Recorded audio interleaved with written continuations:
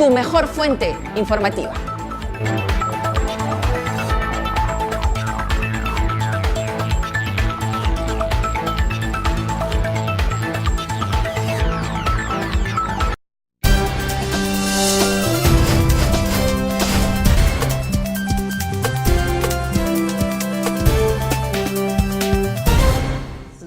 Instituto Nacional de Defensa Civil. Bien, ya lo escucharon. Estoy con Silvia Pasuni, especialista en gestión de riesgos de INDECI, Instituto Nacional de Defensa Civil, para conversar sobre lo que está pasando con las heladas, con estos climas inclementes que llegan al interior de nuestro país. Silvia, ¿cómo está usted? Muy buenos días. ¿Cómo estás, Ana? Buenos días. Bueno, partamos por el hecho de que se han declarado en emergencia algunos distritos a nivel nacional. Correcto, sí. Bueno, actualmente están declarados en emergencia 55 distritos, más o menos estimado que es una población expuesta de 50.000 habitantes, y en el marco de esta declaratoria de emergencia, bueno, el Instituto Nacional de Defensa Civil está interviniendo con la entrega de bienes de ayuda humanitaria, especialmente a la población más vulnerable y especialmente coordinando con las demás entidades del gobierno, ¿no? Esa es una labor que se hace de manera articulada, no solamente el INDECI, se trabaja con los gobiernos regionales, con los gobiernos locales, también se les brinda asistencia técnica sobre cómo tienen que desarrollar la evaluación del riesgo, la aplicación de la evaluación de daños y necesidades en la población. Y bueno, probablemente también sabes que existe a la fecha un plan multisectorial que intervienen aproximadamente 12 entidades del Estado y que tiene ya más una mirada de reducción de vulnerabilidad y de prevención. Ajá, eso es lo importante. Tiene que ser complementario, porque realmente el problema de bajas temperaturas es un problema que está directamente asociado con la pobreza y con la falta de desarrollo, ¿no? ¿Cuál es la población que está más afectada? Es la población que vive sobre los 4.000 metros sobre el nivel del mar, por lo general que está hacia el centro y sur del país, que vive en condiciones de pobreza. Los niños que tienen problemas ya de desnutrición son los que están más vulnerables. Niños. En ese sentido, por ejemplo, la región de Puno es una de las que me imagino más necesidades ha de tener. Sí, efectivamente Puno, las regiones del sur, Puno, Tacna, Moquegua incluso, ¿no? En las partes altas, de Arequipa también, Cusco, son regiones que año a año vienen siendo afectadas por las bajas temperaturas. Ok, hablábamos de este plan multisectorial que se condice con esta emergencia. La emergencia en estos momentos el presidente destinó a cada ministro para que vaya, y me imagino que trabajan con ustedes y con las instituciones coordinadamente, ¿no? Antes de pasar al plan de prevención, explícanos cómo es este trabajo de coordinación para nuestros amigos que nos están escuchando y quizás estén en alguna zona complicada. Cuando el INDECI declara en estado de emergencia, es una declaratoria que permite hacer la entrega de ayuda humanitaria, ¿no? Normalmente nosotros necesitamos una declaratoria para intervenir porque se entiende que es una situación que ya rebasa la capacidad del gobierno local. Para declarar eso se hace una evaluación, realmente, ¿no? Se hace una evaluación también de la ejecución financiera de los gobiernos locales, qué tantos recursos tienen y qué tantos recursos han ejecutado. Se coordina con el MEF, se coordina con el Ministerio de Salud para saber cómo están evolucionando las cifras. Porque es cierto que hay algunos indicadores claves, como por ejemplo las enfermedades respiratorias agudas, como la tasa de mortalidad y la letalidad también por neumonías, los casos de influenza. Entonces coordinamos con estos sectores para poder determinar cuáles son las localidades que requieren ser declaradas en emergencia.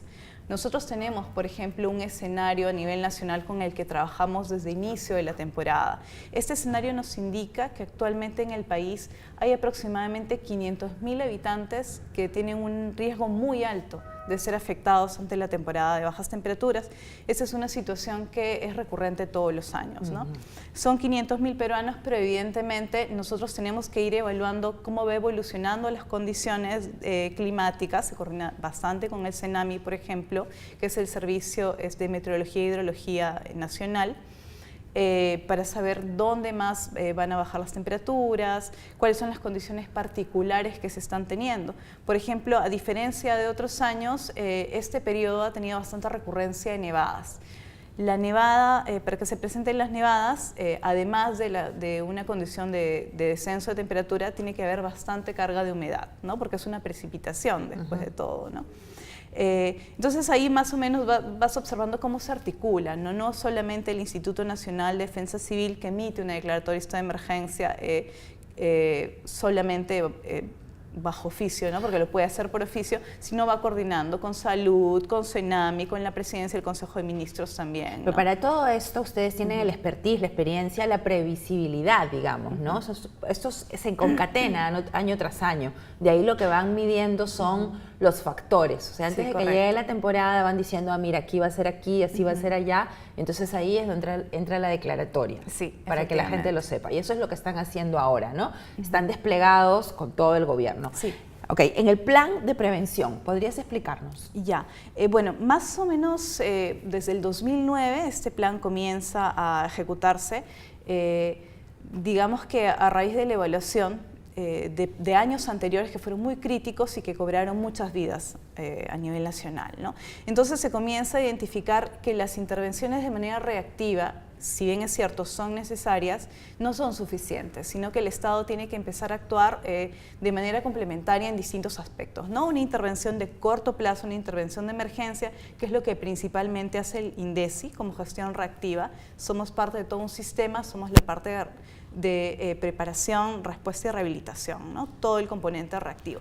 Pero hay toda una parte de prevención que tiene que ser abordado no solamente por la Presidencia, el Consejo de Ministros y el CENEPRED, que son los que directamente son responsables del tema de gestión de riesgos desde la parte de prevención, sino también por otras entidades del Estado, ¿no? Bajo la consideración de que este es un fenómeno que está vinculado directamente con la pobreza. Por lo tanto, interviene el Ministerio de la Mujer y Poblaciones Vulnerables, interviene el Ministerio de Desarrollo e Inclusión Social, interviene el Ministerio de Agricultura, interviene el Ministerio de Salud, interviene el Ministerio de Energía y Minas, también el Ministerio de Transportes. Al final son 12 instituciones públicas que participan dentro del plan, justamente porque se ha entendido desde hace unos años atrás que tiene que ser una intervención coordinada y articulada, ¿no? Y que cada sector tiene una responsabilidad dentro de todo esto. Pero esto ya es, o sea, ya no estamos hablando de la parte reactiva, que es la que están llevando a cabo ahora, sino de un plan de prevención desde el 2009. Esto es muy importante. ¿Qué logros han tenido? A ver, si nosotros comparamos con años anteriores, especialmente en los distritos donde se presenta o se trabaja de manera más directa, por ejemplo, el plan de este año son 257 distritos que se han priorizado. No todos los años se priorizan los mismos distritos, pero sí se observa que las tasas de mortalidad y la letalidad ha disminuido en estas localidades donde el plan está actuando de manera directa, ¿no? Que es un importante logro. Si hablamos de cifras, por ejemplo, el año pasado se han entregado más de 700 viviendas mejoradas o casitas calientes también les dicen en el MIDIS, ¿no? Gracias al trabajo del Ministerio de Vivienda y del MIDIS, ¿no? Esto está asociado con digamos que con varios procesos a nivel local, ¿no? Con coordinación con entidades, organismos que no son parte del Estado, ¿no? Donde se pone, digamos, a disposición la metodología, la experiencia de trabajo y esto va siendo replicado en cadena, ¿no? Bueno, de hecho que hay intervenciones que requieren ser trabajadas también en mayor coordinación con otras entidades, como por ejemplo la parte de la agricultura y la ganadería. Eso te iba a mencionar. Sí, efectivamente. A veces es un poco más difícil, ¿no? Si ya de por sí conseguir estadísticas, conseguir información de la población en todo el territorio nacional, considerando la dispersión que existe en el país, es complejo. El tema de la agricultura y el tema de la ganadería es un poco más complejo aún. Y es importante, ¿por qué? Porque son los medios de vida de la población, exactamente, ¿no? Efectivamente. Si se afecta la parte agrícola, si la población llega a perder su cosecha, no tiene que comer y no tiene dinero para subsistir, ¿no? Y además se lleva su inversión. Estaba hablando con con el alcalde del distrito de Capazo, que bueno, no ha sido incluido esta vez, pero tienen la misma emergencia. Entonces ellos son alpaqueros. Sí. Entonces la nieve está en la rodilla de la alpaca. Sí. Va a matar a la madre preñada, a la cría, y se va a llevar la inversión de ellos de todo. 9 meses dura el embarazo de la alpaca. Entonces se va a llevar todo su ingreso. Entonces Es complicado, ¿no? ¿Cómo van a hacer allí? ¿Cómo están haciendo? Sí, bueno, es una intervención, es un tema bastante delicado, ¿no? El COER estaba reportando que había más de 35 centímetros de nieve que se había acumulado, ¿no? Ajá. Y efectivamente los más afectados ahí también son los ganados, son las alpacas, que es el medio de vida de la población. Exactamente. ¿No? Por ejemplo, en ese sentido, el Ministerio de Agricultura está trabajando para instalar cobertizos dentro de este plan multisectorial. Era lo que estaban pidiendo. Sí, efectivamente. Ellos están instalando cobertizos, tiene toda una complejidad porque el Estado tiene una limitación para intervenir y para construir en propiedad privada, ¿no? Yeah. Entonces hay todo un trabajo que ellos tienen que hacer que es bastante complejo con la comunidad para sanear ciertos terrenos, para ponerlos también a nombres del Estado y que se pueda intervenir. Pero lo bueno es que, como te comentaba, ellos están replicando estas experiencias, asociándose con otras instituciones, ya que en donde no puede entrar el Estado puede intervenir una ONG, por ejemplo, o puede intervenir una asociación de comuneros, ¿no? Entonces se intenta intervenir en varios escenarios realmente, ¿no? Nosotros desde el lado estatal, pero fomentando también inversión privada. En el tema de salud, ¿cómo van o sea, en la prevención, cómo están avanzando? Bueno, dentro del plan, por ejemplo, se hace bastante incidencia en el tema de vacunación, especialmente en relación a la influenza y en relación al neumococo. Por ejemplo, con relación a la influenza, a veces se pueden presentar algunos retrasos, ¿no? Cuando el Ministerio de Salud saca las vacunas, pero esto se debe porque ellos tienen que hacer un estudio año a año porque el virus va mutando. Así es, la vacuna no es la misma todos los años. Efectivamente. Eso para que la gente sepa, por si acaso, ¿ah? Sí. Cuando la vacuna no llega, paréntesis, etcétera, sobre todo con las gripes, ¿cómo se llama? El agente que te trae la gripe no es el mismo el del año pasado que el de este. Entonces, sí, ya, exacto, okay. Efectivamente. Entonces ahí empezamos, digamos que con un par de meses un poco de atraso, ¿no? Pero inmediatamente se tienen las vacunas, comienzan a repartirse, ¿no? Esta y la del neumococo son las más importantes en esta temporada, ¿no?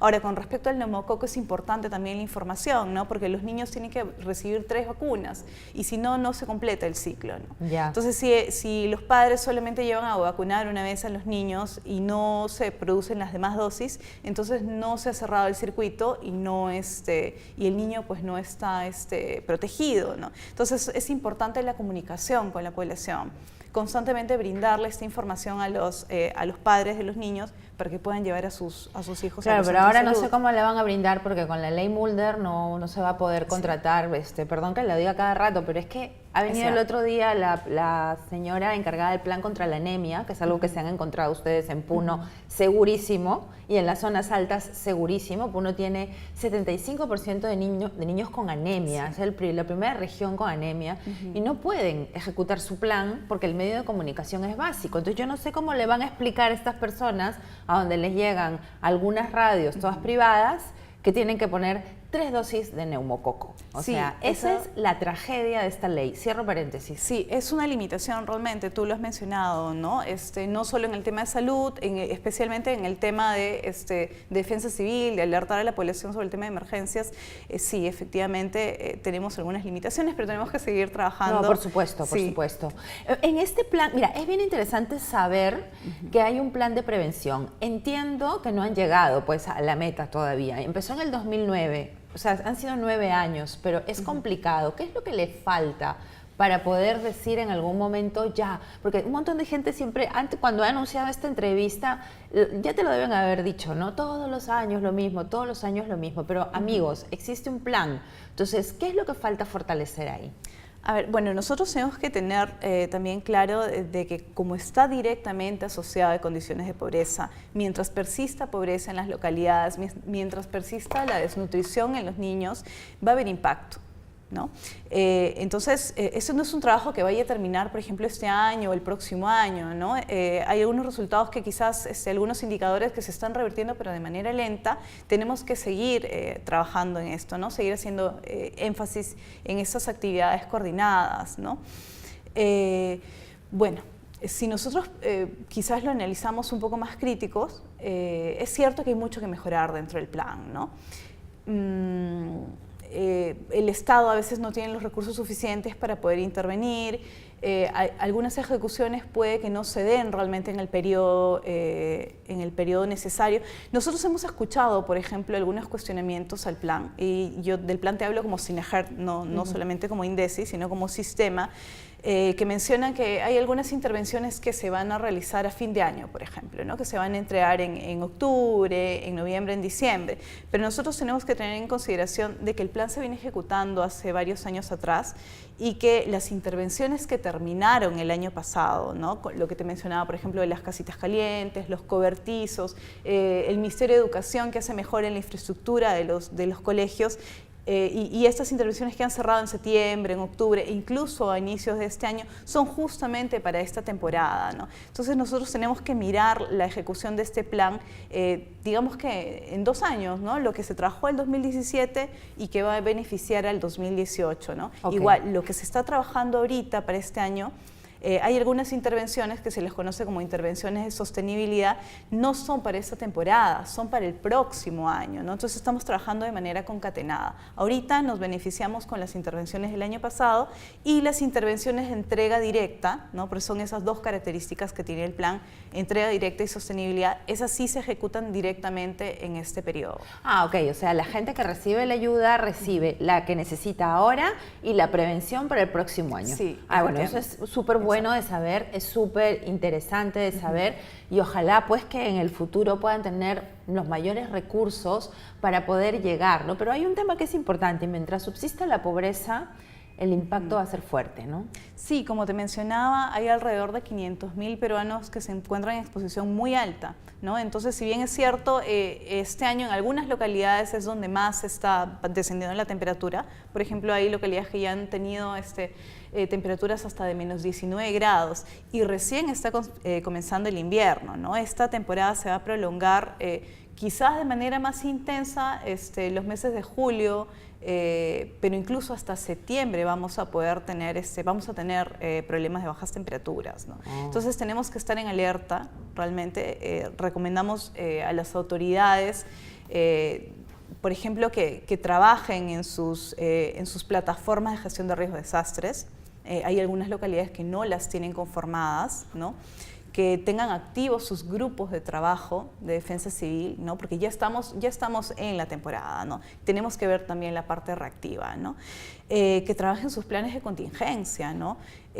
Nosotros damos lineamientos, se han brindado los lineamientos de cómo tienen que efectuarse los planes de contingencia y es a nivel local la autoridad en coordinación con las demás instituciones que participan en su sector, que tengan que definir dónde está la población más vulnerable, cuál es el sector que se afecta un poco más, cuántas personas son y cómo tienen que atenderlas en el caso de que haya una O sea, las emergencia. Autoridades también tienen que colaborar con las recomendaciones que se hacen para la prevención. Sí, correcto. O sea, a veces hacemos muchas recomendaciones a la población, ¿no? Nos centramos en ellos de, bueno, vacúnate, abrígate, aliméntate mejor, pero hay una serie de recomendaciones para la autoridad local que a veces no son consideradas, ¿no? Que es el tema de tener, por ejemplo, sus centros de operaciones de emergencia instalados. A veces los tienen instalados parcialmente porque esos tienen que funcionar realmente 24/7. El tener, como te decía, sus grupos de trabajo, sus plataformas y, por ejemplo, estar capacitados, ¿no? Tener personal capacitado. A veces tenemos una realidad a nivel local que los que están vinculados con temas de defensa civil no son especialistas en el tema, lamentablemente. Eso tiene que ser terrible, ¿no? Y tienen una muy alta rotación también. Entonces nosotros constantemente tenemos que estar preparando y asesorando a la autoridad local porque llega un nuevo funcionario y no sabe qué es lo que tiene que hacer para una declaratoria de estado de emergencia, por ejemplo, ¿no? No sabe cómo tiene que llenar sus formatos de DAN o cómo tiene que ingresar el sistema. Por ejemplo, nosotros publicamos cifras que las actualizamos diarios y tú habrás visto que aproximadamente hay 56.000 afectados actualmente a nivel nacional. Esas son estadísticas que se van recogiendo de cada uno de los gobiernos locales y tienen carácter de declaración jurada. Si la autoridad local sobreestima la cifra o la subestima también, es una responsabilidad, ¿no?